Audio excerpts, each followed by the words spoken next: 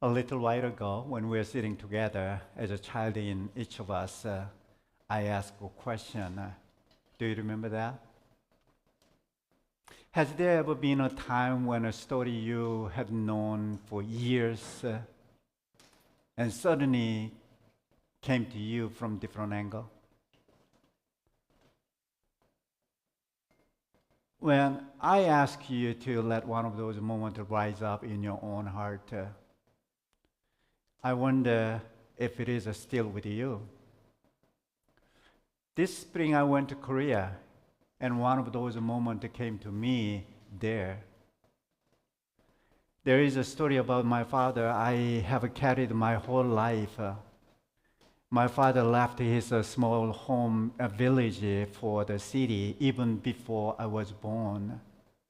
The story I had always known, the one told to me by my older sister and older brother, was about my father's relationship with a village pastor, a relationship that broke.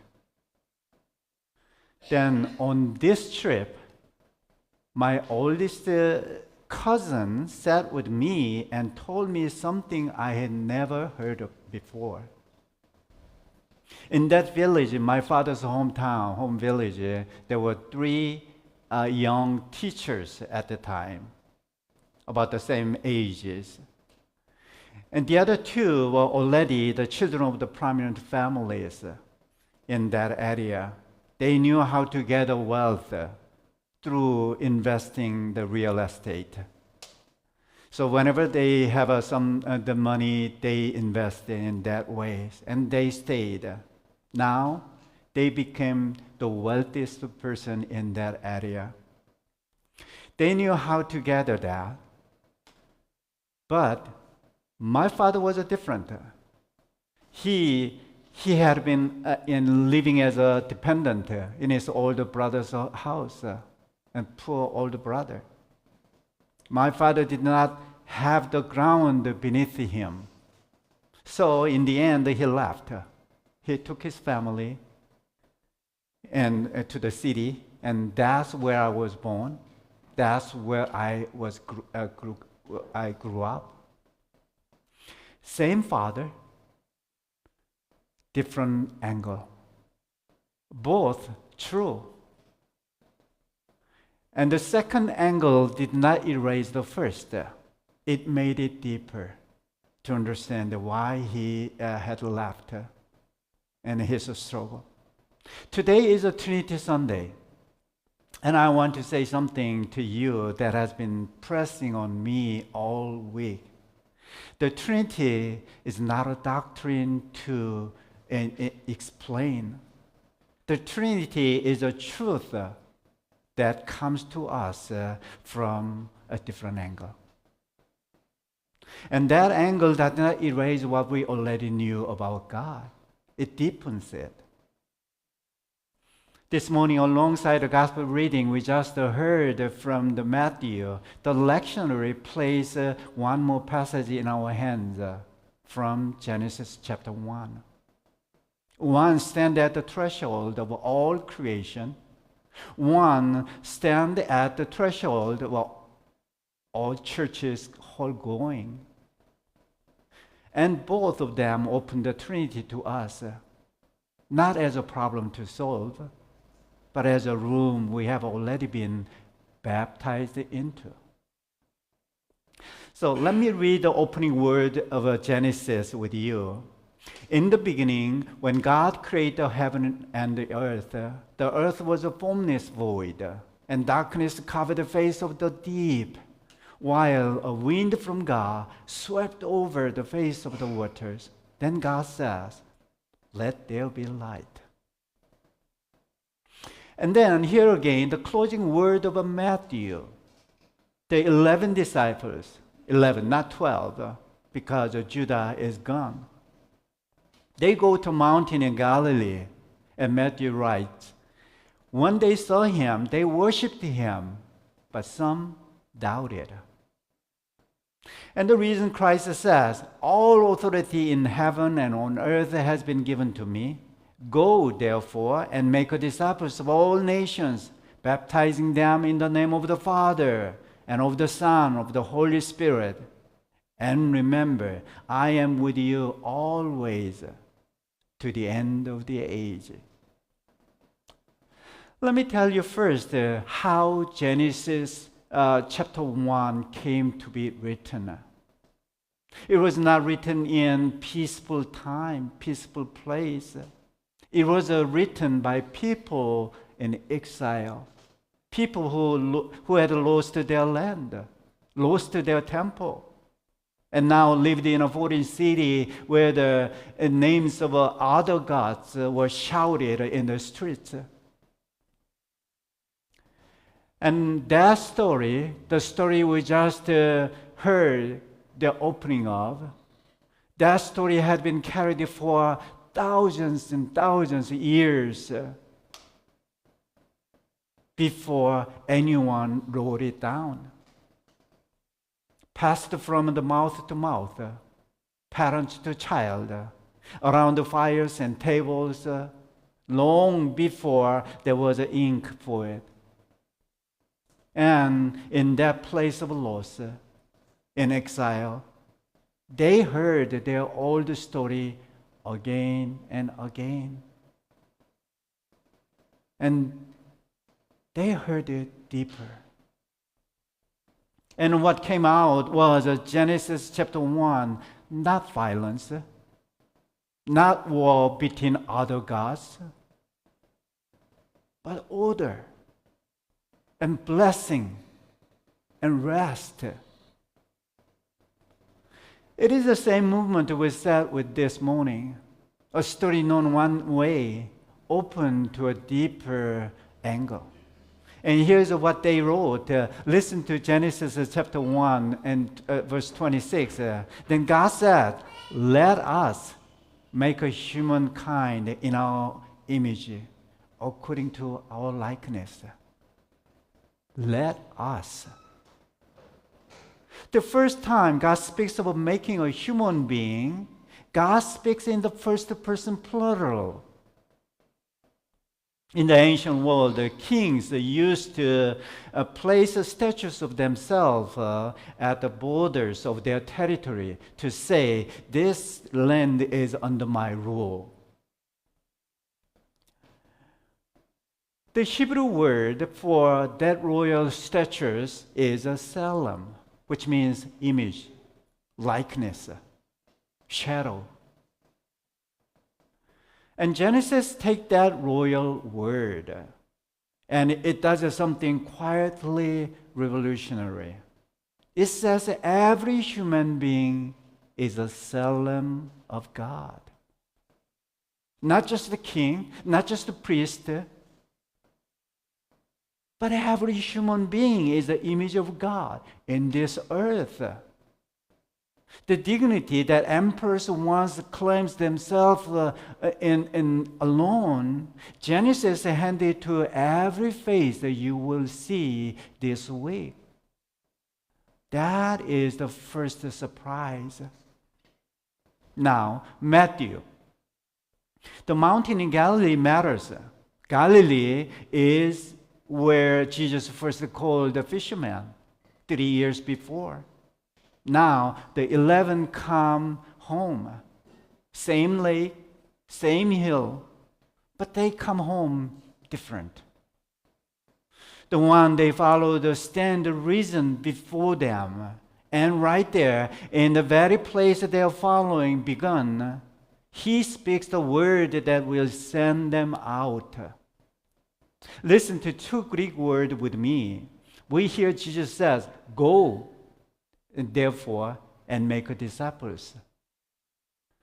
So we tend to hear two commands in one breath. Go and make disciples, right? But the Greek does not give us two commands. It gives us one. The Greek word for go is proeutentes. It is not a command at all. It is a participle, as you go. It assumes the going is already happening. The Greek word for make disciples is matetheusate. That is the imperative. That is the command. That is the one command of the whole sentence. Everything else, going, baptizing, teaching, is how disciple making takes shape. So when Jesus speaks, he does not say, go on a mission trip and make disciples there. He says, as you go, wherever you are already going, make disciples.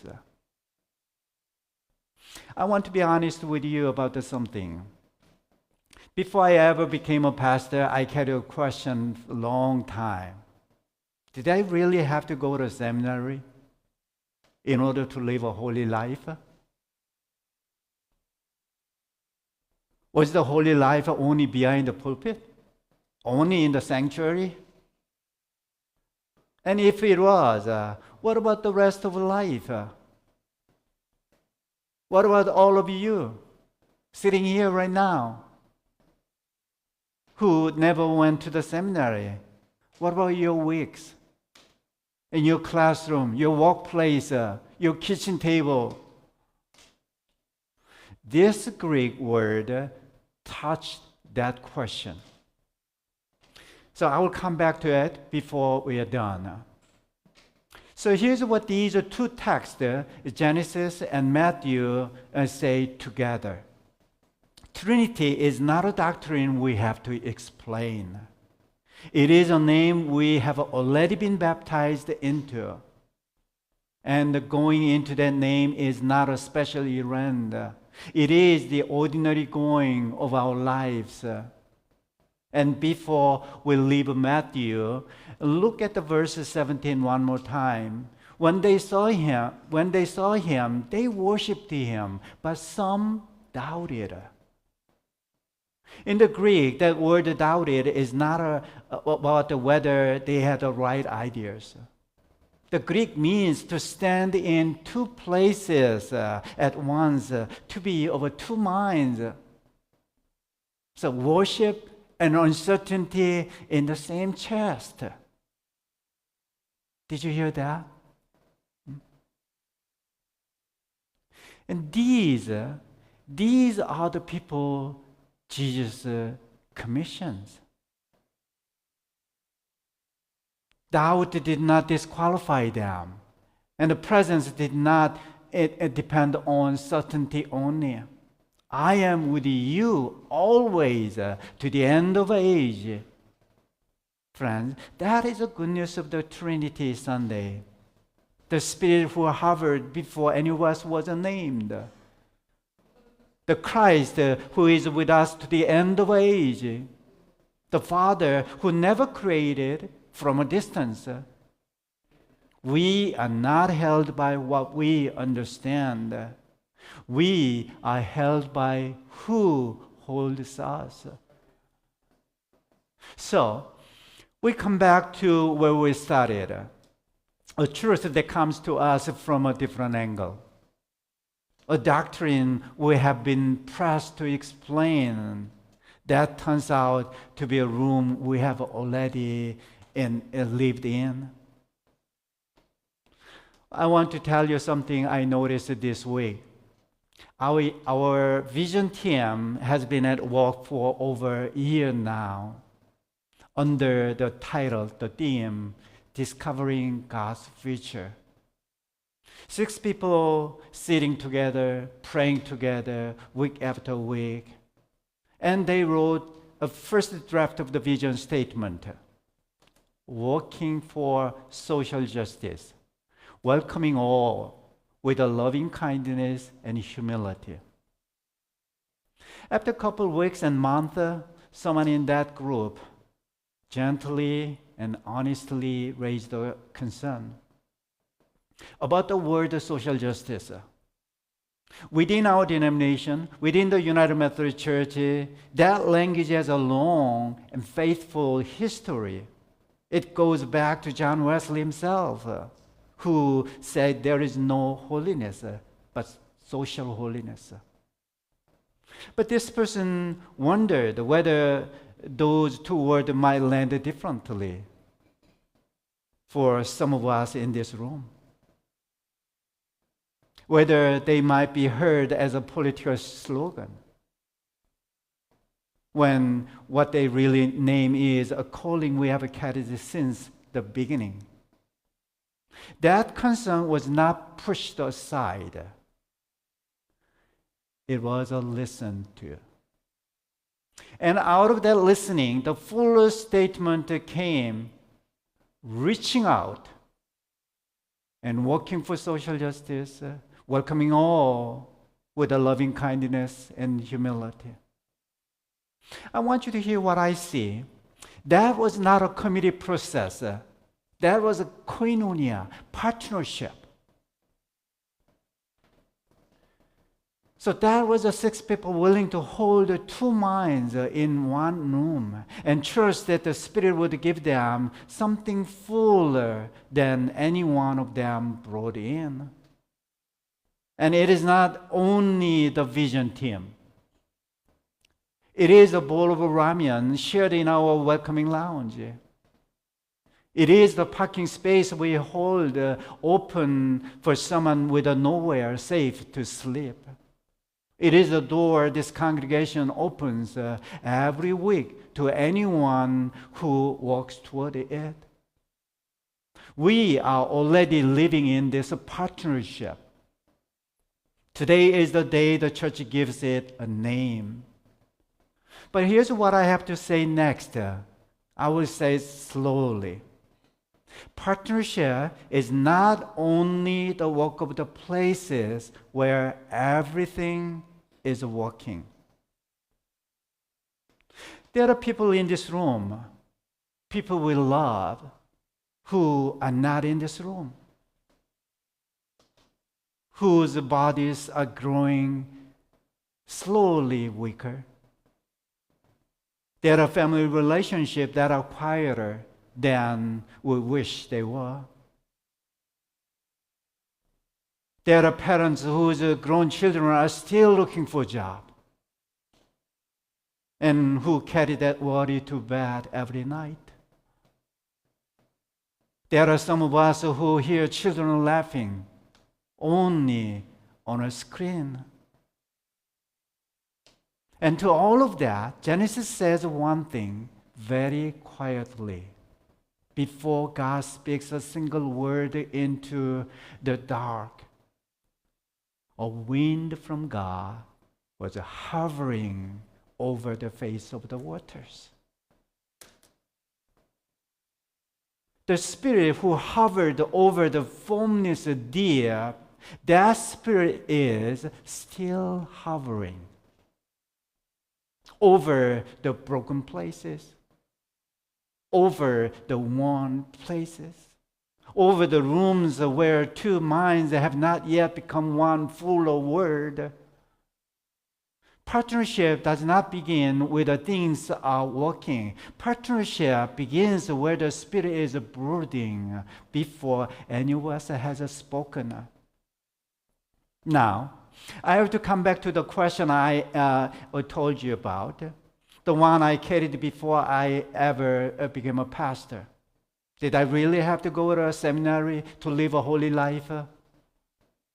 And this week, after almost 40 years of ministry, that question came back to me, and the text answered me differently than it did almost 40 years ago.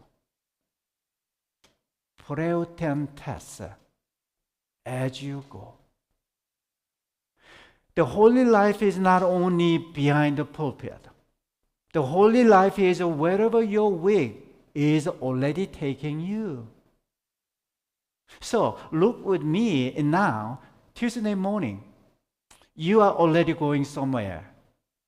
Maybe you are going to a workplace when someone has been quietly struggling and no one has noticed. Maybe you are going to a phone call you have been putting off with a sibling, with an older friend, with a son or daughter you have not heard from in a long time. Maybe you are going past someone in this congregation each Sunday and you have never really sat down with that person. Maybe you are going home to someone whose body is growing weaker, and the going has gotten harder. Friends, let one face come to your mind, just one. Someone you are already going near this week. That is what today is for. Not a program, not a strategy, one face. The held in your heart right now. The Father's will sit. The Son walks with you. The Spirit hovers even now, even here and over that one person's. Friends, most Sunday we keep our prayer station for the time of prayer, but today, Trinity Sunday, I'm moving it right now. Because what we have just heard does not want to wait. In a moment, I'm going to ask something a little different of us today. Most Sundays, some of us light one candle, some light two, some light none. But today, just one candle. For that one face, one person you're holding in your heart right now. As you light this one candle, friends, something real begins. The warmth this small flame holds may be the warmth that one person needs this week. The courage rising in your own heart as you light it may be the courage they have been praying for. Because the Spirit who hovers here in this sanctuary and over the candle is the same Spirit hovering over them right now. In their kitchen, in their hospital room, in their quiet evening. You may speak to them this week. You may not. But the flame has already reached. That is what Trinity Sunday means. Partnership across the distance because the Spirit closes it. And the full statement our vision team gave us, this is where it begins. Not a poster on the wall. Reaching out. Working for the social justice. Welcoming all with a loving kindness and humility. Let us listen to the voice of Jesus. I am with you always to the end of age. So, please come. And one candle, one flame into the partnership that has already begun. So while Colin is playing the piano, please come and join.